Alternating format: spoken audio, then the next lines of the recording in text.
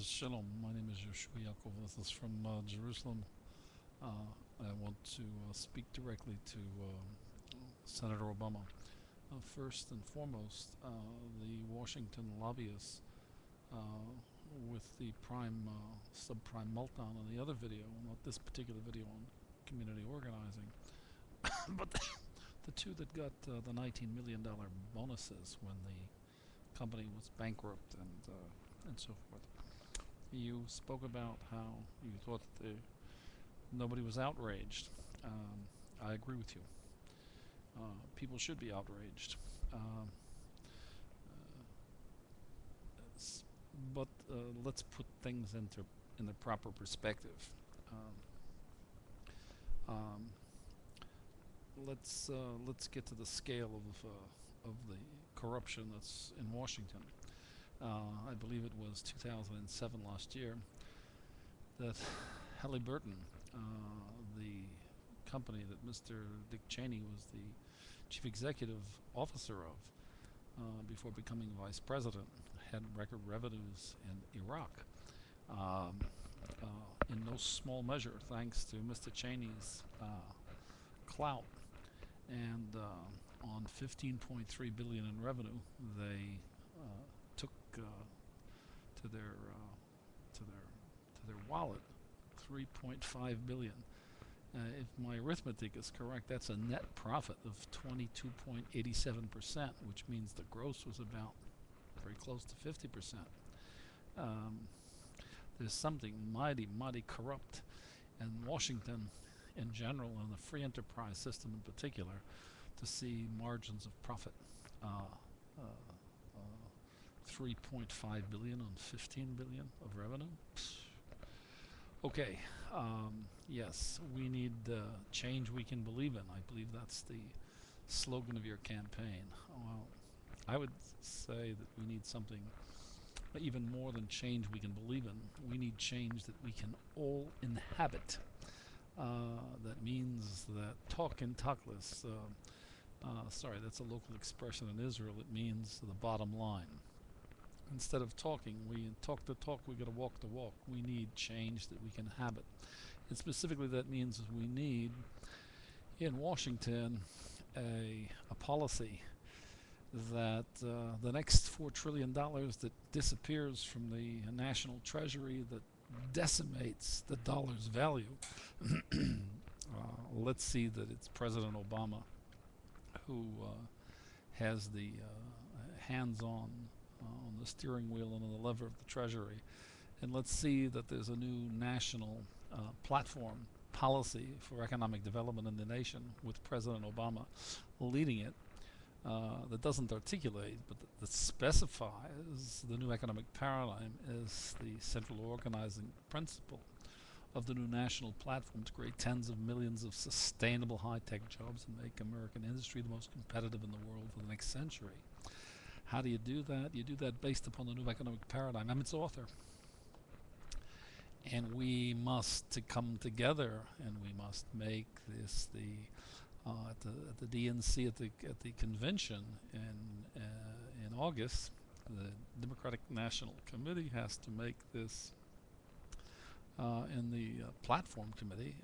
The central organizing principle has to be the central policy for the presidential election, and on condition that it's intelligent enough and clever enough, smart enough, and aggressive enough to do this, I will see and provide the intellectual property that the Obama presidency will have the underlying science and technology, which is proprietary intellectual property, to develop that specific program in Washington. Now let's see, if we invested $4 trillion, what would we get? Interestingly, we'd get a doubling of the gross national product. We'd go with that kind of investment in a world-class global technological infrastructure. We'd go from a 10 trillion gross domestic product, gross national product, in about 5 to 7 years, according to the macro econometric models. The macros and formulas that run out, that do the extended spreads, DRI, Chase Econometrics, Carnegie Mellon, etc. they all pretty much converge on numbers that suggest a about a 15 to 18, 19%. Some even say as high as 25%, I might add, compounded annually. We're talking about, in a few short years, a doubling, 5 to 7 years. We're talking about a doubling of the gross domestic product and a payback of that 4 trillion within a decade, maybe 10, 12 years. Now that's a very smart investment of $4 trillion. And let's look at the national debt of America is now $9 trillion. It took, I guess, 50, 60 years to run the national debt up to $5 trillion, and it took George Bush a few short years to add another $4 trillion. This is not smart, and more importantly, it's gone. And it has decimated the value of the dollar, massively increased the trade deficit, brought boom and bubble bust cycles, and the economy is in meltdown, as are the world capital markets. Okay, let's come to cases. The extremes of Washington have to be ended. Barak is well suited, but you must.